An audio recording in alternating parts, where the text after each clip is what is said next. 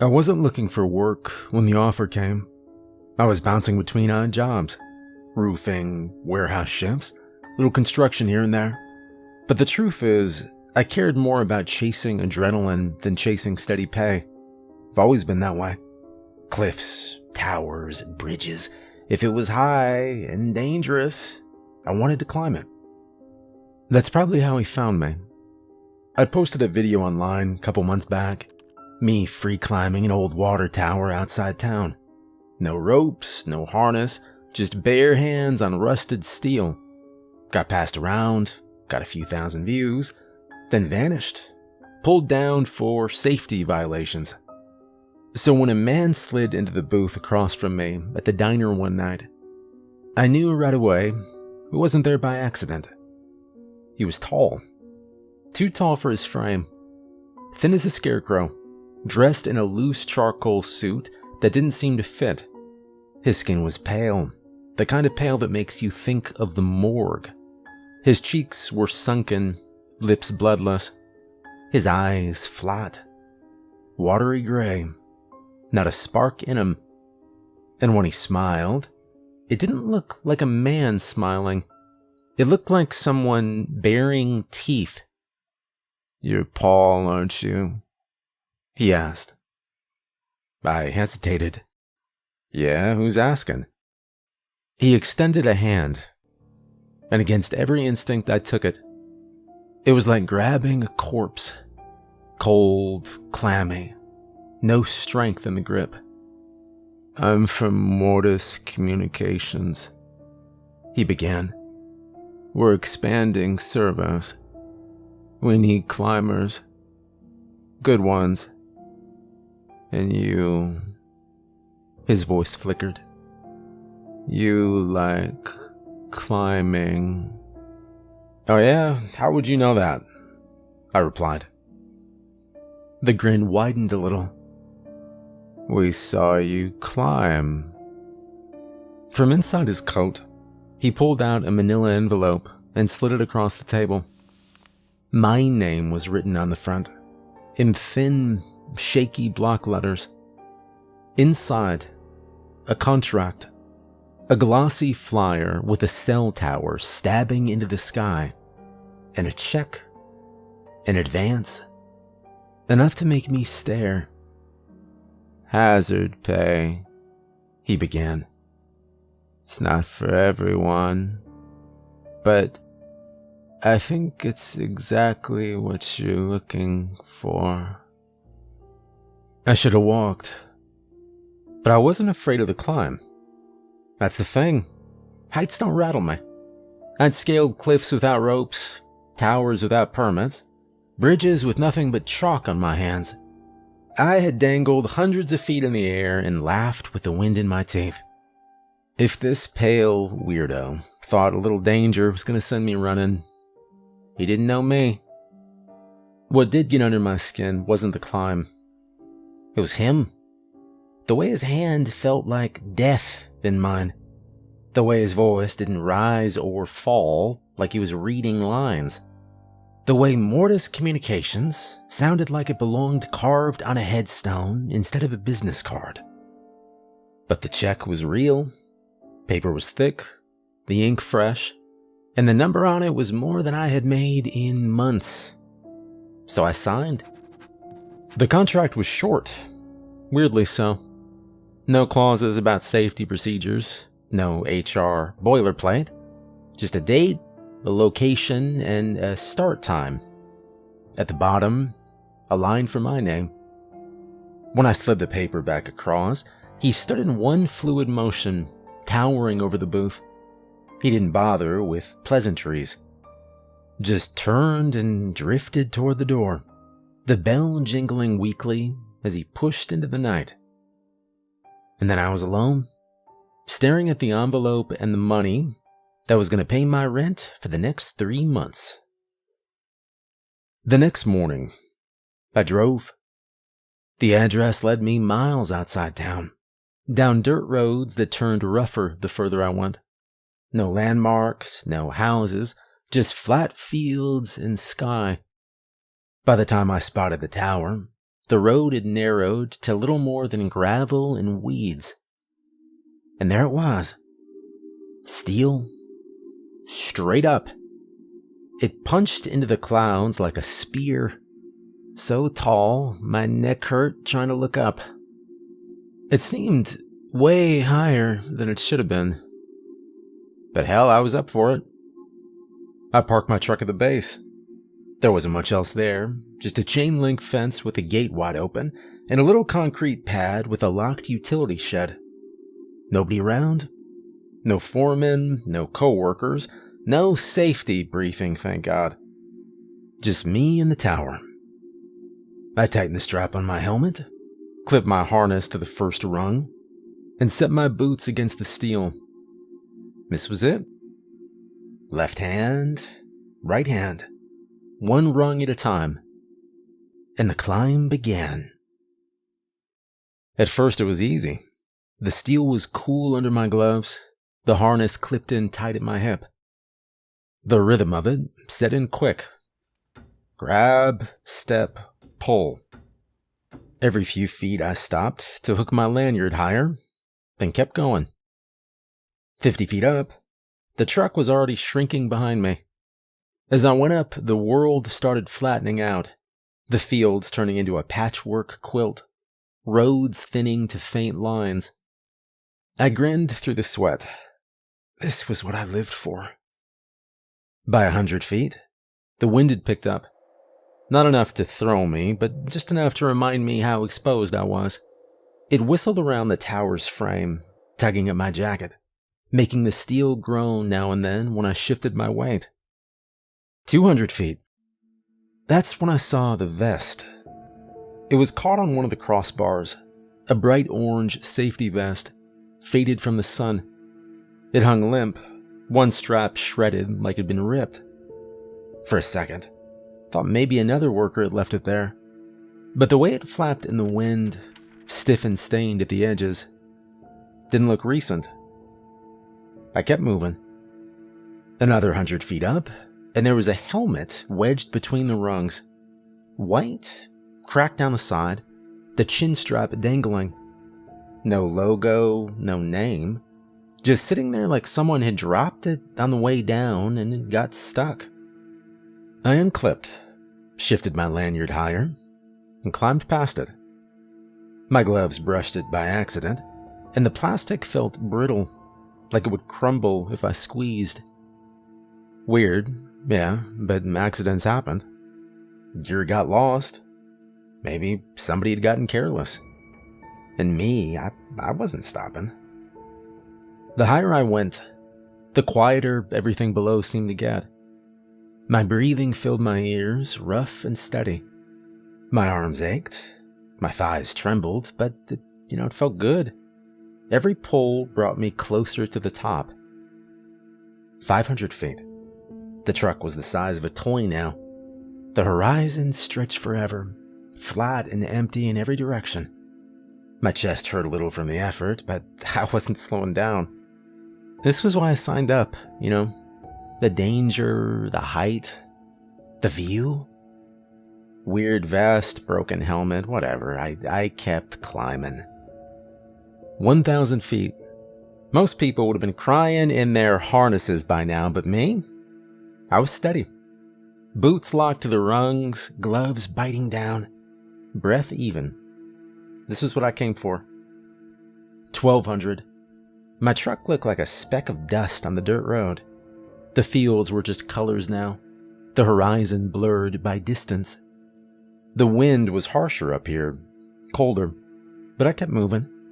Hand, foot, pull. 1,500. Every muscle burned, but not in a weak way. In that good way. The way you feel after a fight or a climb, you're winning. I muttered under my breath, grinning to myself. Come on, higher. 1,800. The ladder just kept going. I forgot towers even got this tall. My lungs were working harder. The air a little thinner than I liked, but that wasn't slowing down. 2,000. Finally. The rungs ended. and a small platform waited at the top, barely enough for me to stand on. I hauled myself up, boots scraping steel, and straightened. My chest heaved, the wind tearing at my jacket. And that's when I saw it. In the center of the platform was a shallow iron basin, blackened around the edges, like something had been burning there. Empty now, but scorched and waiting. The steel beneath it was stained, warped from heat. And nailed right into the rail beside it was a sheet of paper. The corners fluttered in the wind. The edges were stiff and crusted, and smeared across the surface, dried to a dark red, was something that looked an awful lot like blood. The handwriting was jagged, like it had been scratched in with a shaking hand. At the very top, scrawled larger than the rest, were the words, "Hello, Paul. If you follow these rules and complete your task, your debt of $119,427 will be paid." I froze. My name, and that number. Just a few nights ago, I'd sat at my kitchen table with a stack of crumpled notes, IOUs, credit slips. I'd added everything up. The gambling losses, the money I'd borrowed, the cards I'd maxed out. And that was the exact number I'd landed on. $119,427. It was exact. Nobody could know that. Not my mom, not my sister, not my boss at the warehouse. No one knew this. Except, apparently, Mortis. My hands shook, the paper rattling in the wind. They hadn't just hired me to climb. They knew me. I lowered the page and glanced down to steady myself. But my stomach dropped, because the entire tower was gone. All of it. Every rung, every beam, every bolt. Vanished. There was nothing below me, no ladder stretching back into the earth, no patchwork fields, no dirt road, no truck. Just a flat, endless void, dark and shifting like a storm. The only thing left was the small platform under my boots, floating somehow, alone, 2,000 feet above nothing. My breath caught. I gripped the railing until my knuckles ached, the paper snapping in the wind beside me. The steel bit into my palms through the gloves, slicking sweat. I pressed down harder, half expecting to feel the tower shudder beneath me. But there was nothing. The wind screamed past my ears, colder than it had been a moment ago, sharp enough to sting. My stomach rolled like I'd stepped off a ledge, and I had to lock my knees to keep from swaying. I forced myself to look again. Just darkness beneath me, stretching forever, like the earth itself had been carved away. The platform wasn't wide, maybe 4 feet across, maybe. Barely enough room to plant both boots shoulder width. One wrong step, one slip, and I'd be gone. I was stranded on a metal plate, floating in nothing, 2,000 feet in the air, with nowhere to go. The paper rattled in my grip. I forced myself to look at it again. Beneath that cold greeting, more lines waited. Rules for the climber. Number 1, brush away the ash at your feet. When you uncover the symbol, trace it with the chalk hidden under the basin. Number 2, Prick your palm and smear a drop of blood across the traced mark. Number 3. Insert the key into the hole beneath the basin and turn it to ignite the fire. Number 4. Speak the words, Malgrim come forth. Number 5. Keep the key in your pocket. Do not give it to anyone. And number 6. Descend the ladder with the key. Do not look back. I read the list twice, my mouth going dry. The basin sat in the center of the platform, scorched but empty, like it'd been used before. I crouched, gloved fingers brushing the metal at my feet. It felt gritty, dusty. I swept it aside. Beneath the soot, faint lines glimmered.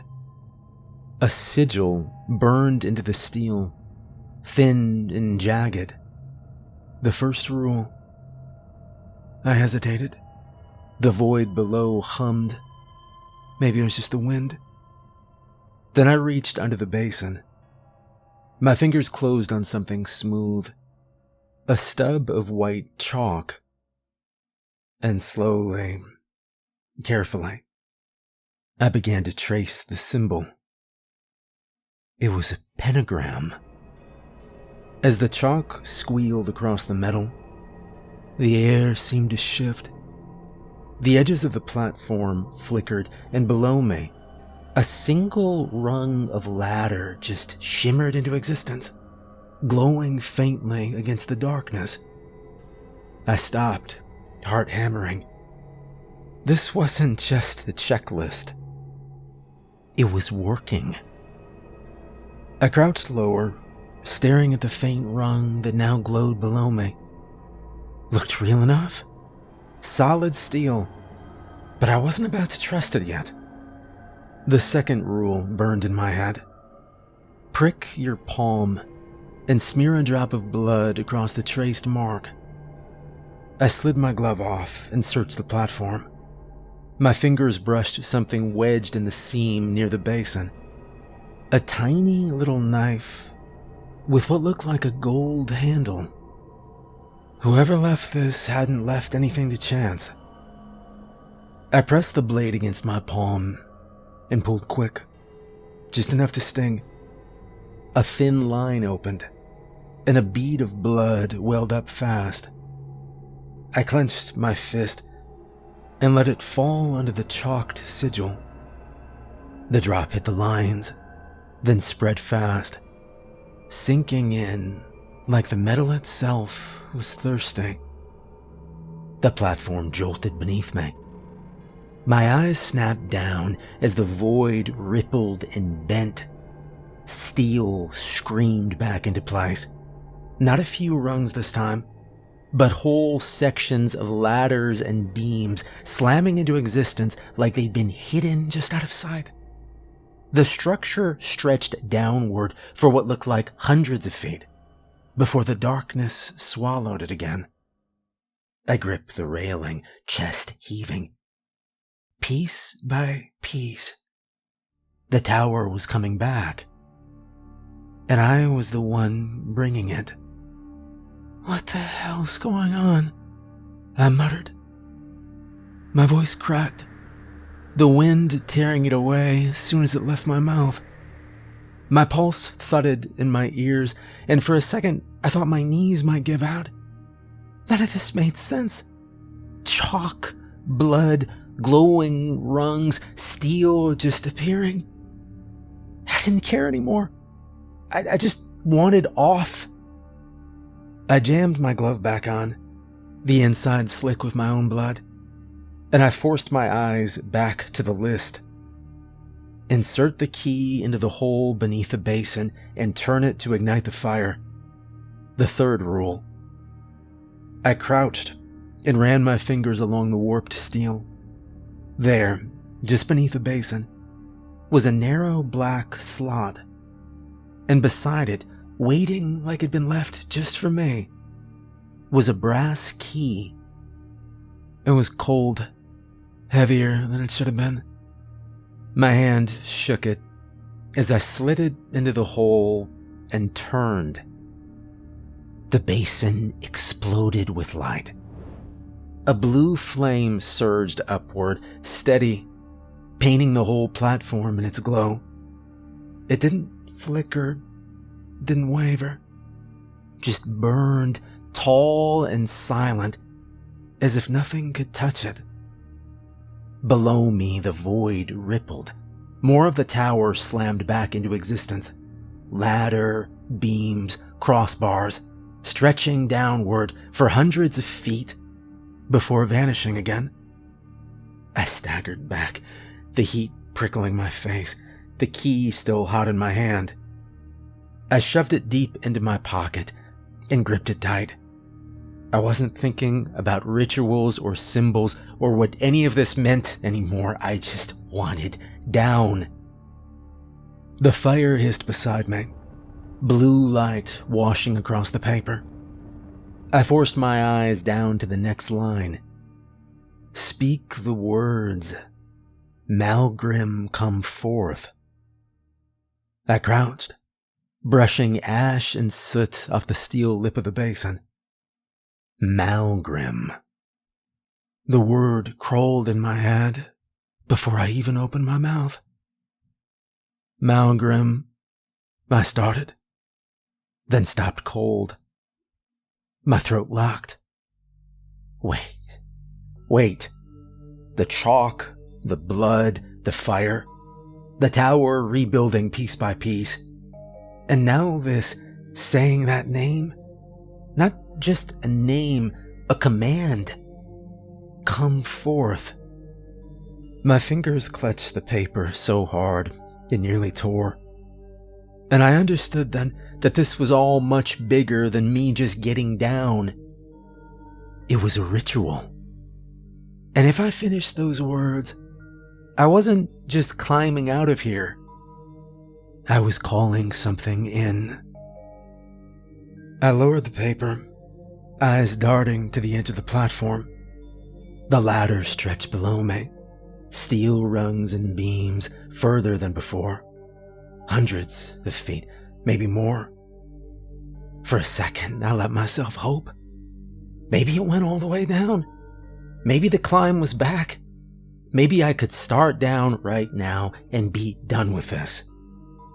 But I knew better. Even from here, I could see where it ended, fading into the black, cut short, like someone had erased the rest with a stroke of ink. And past that, the ground, faint at first, like a watercolor bleeding through paper, the world began to take shape again.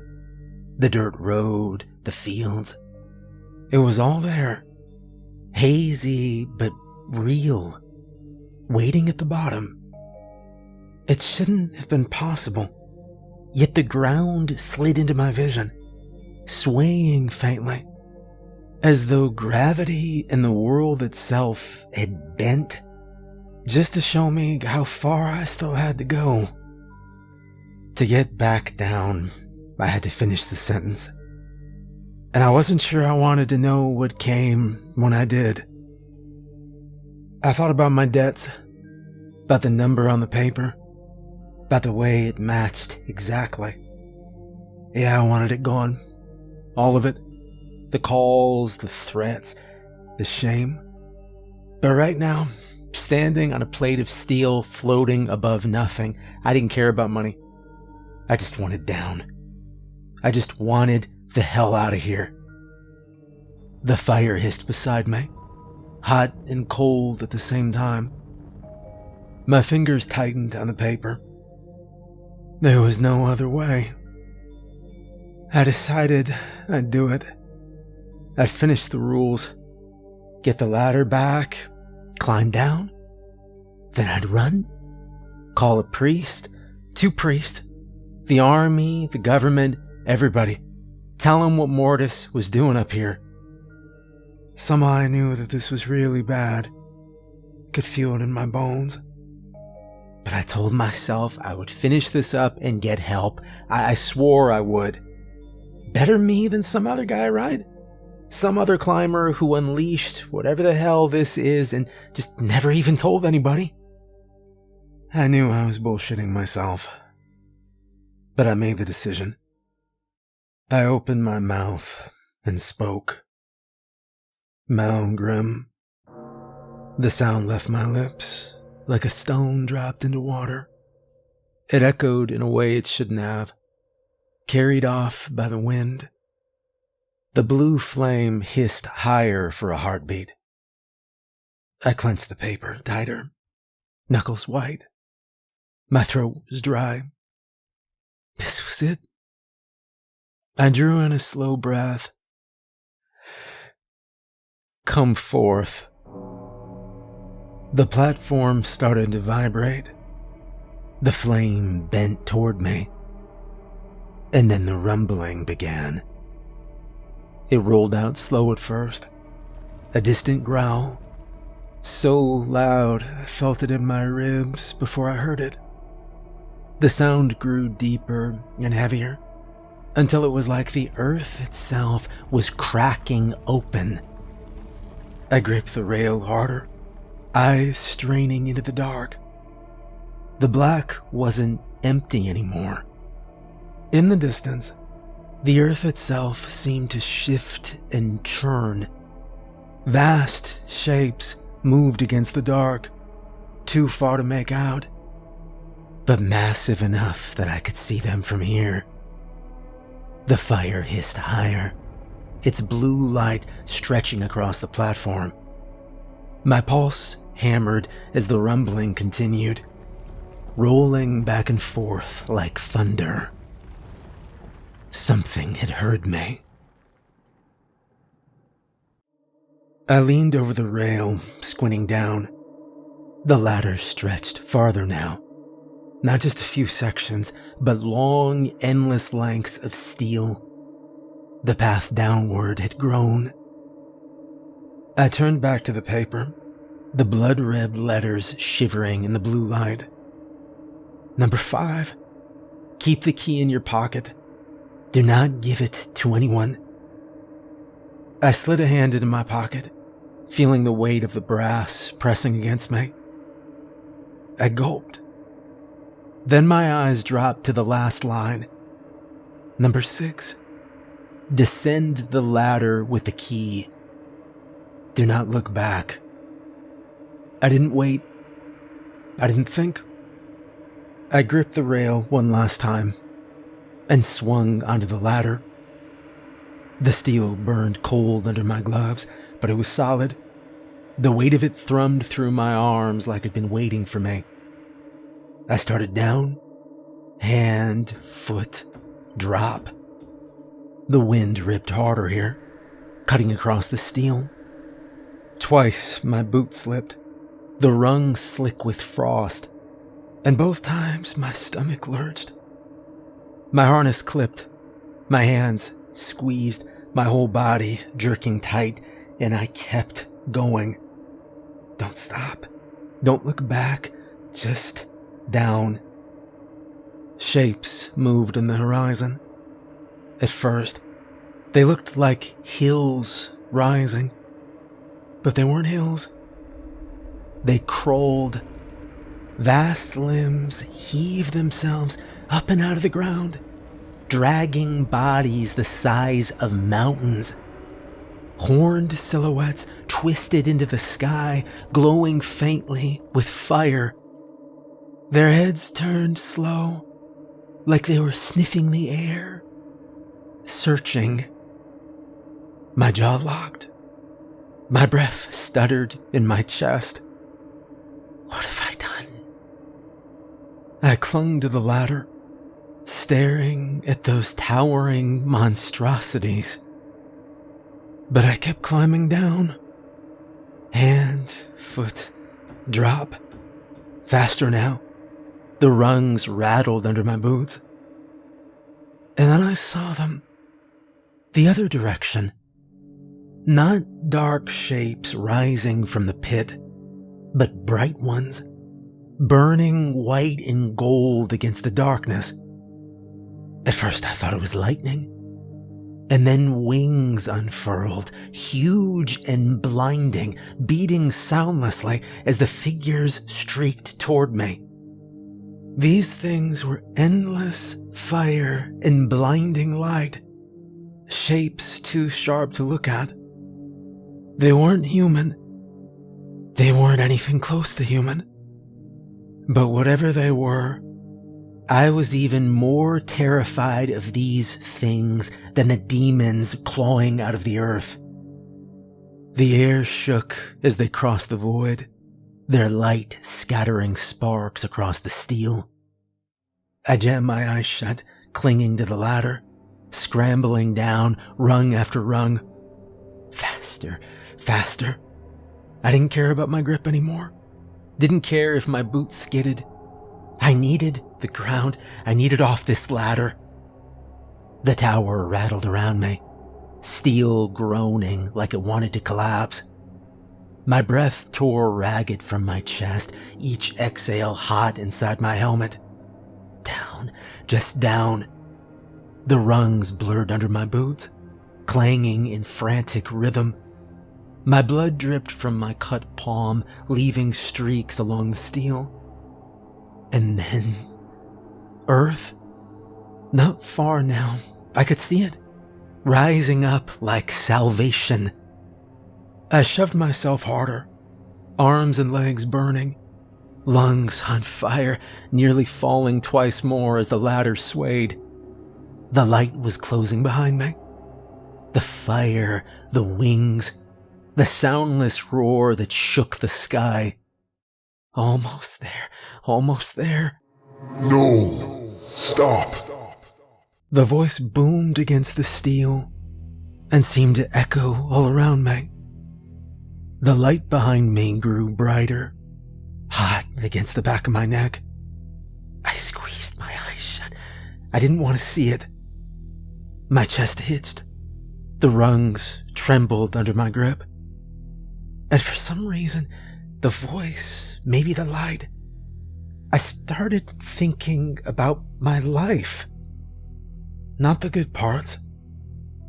The bad ones. Women, drugs, wasted years. All the wrong things I knew were wrong even when I did them. Every stupid bed, every lie I told. Every time I turned away from somebody who needed me. It all came rushing back. I pressed my forehead against the rung, eyes closed shut, trying to block it out. Please, I whispered. Please don't. I knew what it was then. It'd been a long time ago now, but I'd been raised in the church. I remembered that feeling of confession, kneeling in that dark little booth, whispering sins through a screen, while a voice waited on the other side. That feeling of guilt, shame, fear of judgment. This was that, but times a million.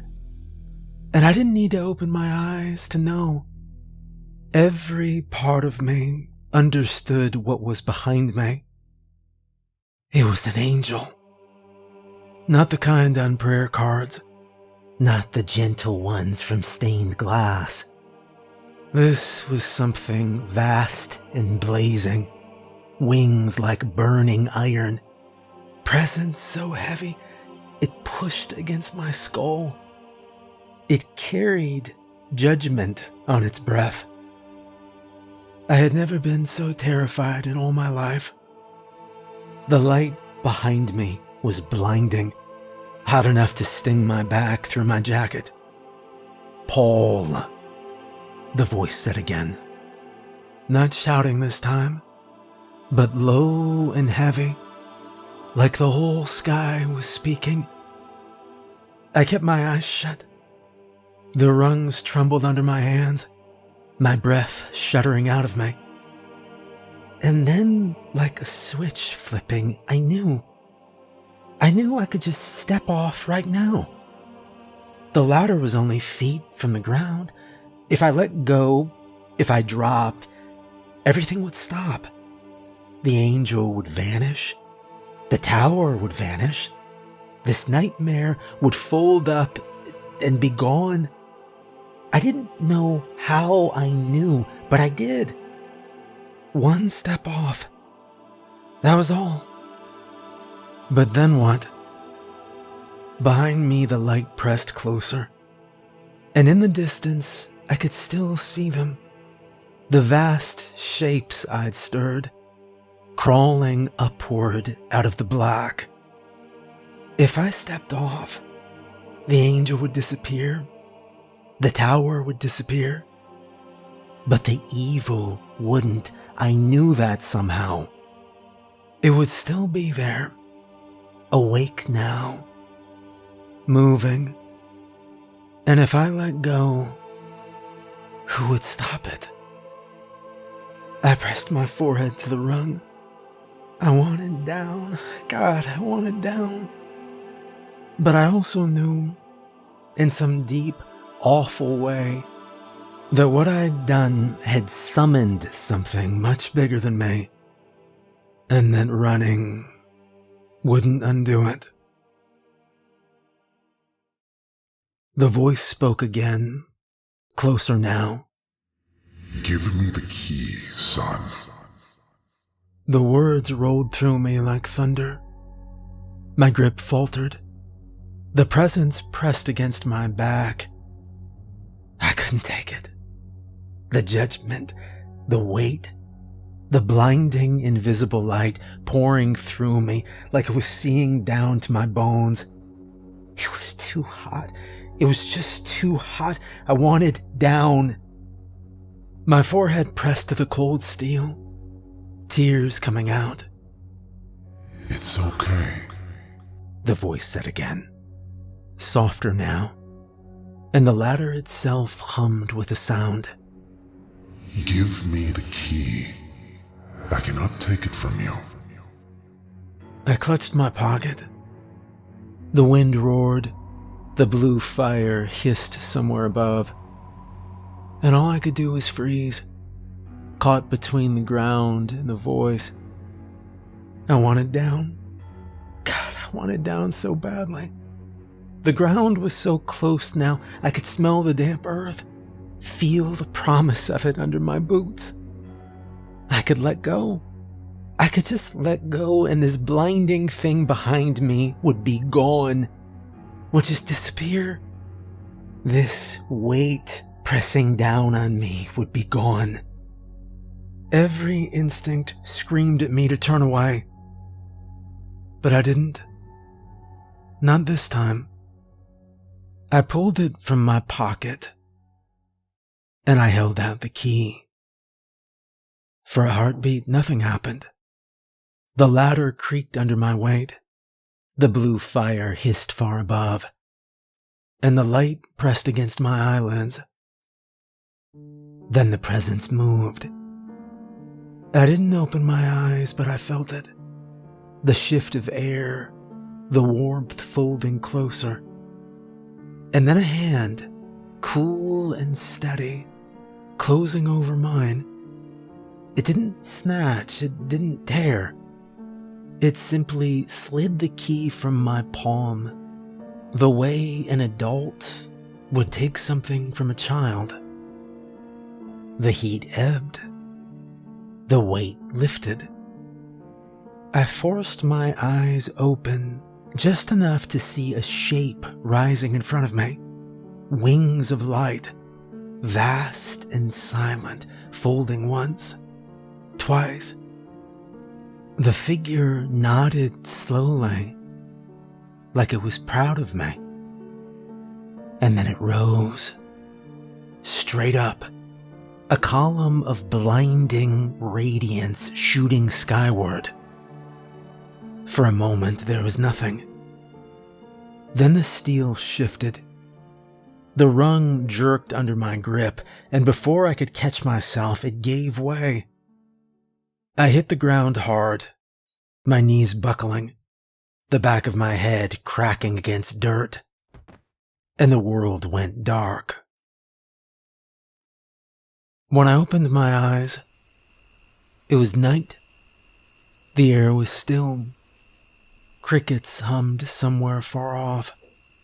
A faint breeze carried the smell of dust and grass.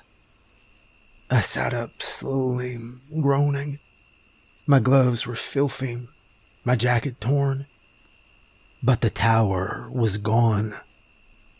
No steel rising into the clouds. No basin, no fire. Nothing but open fields under a pale moon. The dirt road stretched empty beside me. My truck sat there, quiet and ordinary, like nothing at all had happened. I staggered to my feet, my pockets empty. No key, nothing.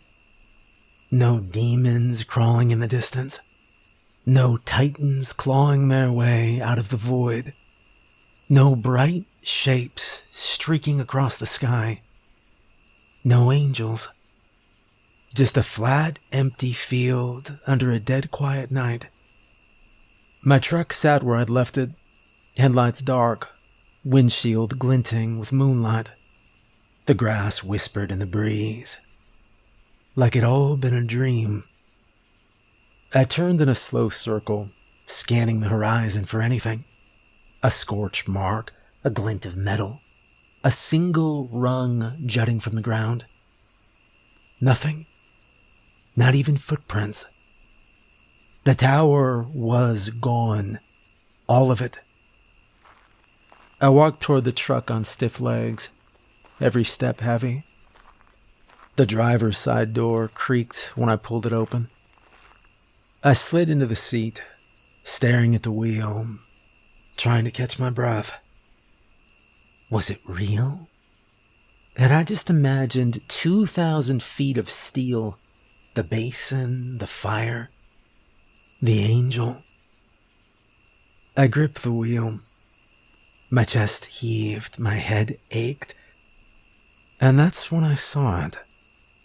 Sitting dead center on the hood, pressed flat against the metal by the night breeze, an old piece of paper. My breath caught. I got out slowly. My hand shook as I reached for it. The paper was stiff, edges curled, faintly stained with blood. I knew what it said. I'd read it before. I folded it once, slipped it into my pocket. Not because I wanted to keep it, but because I needed to know it was real. Proof I wasn't insane. Proof I hadn't dreamt anything. I got back in the truck, shut the door, and turned the key. The engine rattled alive. Headlights cut across the empty field. I drove home through the darkness, along the same dirt road I'd come in on. And strangely, I felt peace.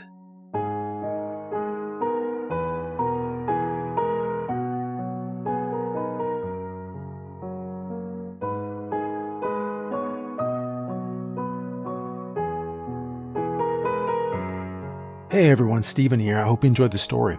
In case you haven't watched it yet, just so you know, the full Daggerland series is on the channel. It's about 4.5 hours, and I think you'll really like it.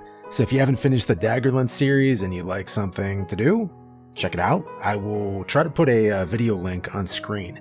Also, check out our new Daggerland merch at hauntedstuff.com. There's a link in the description. Thank you for listening and all the support, and I hope you have a great weekend.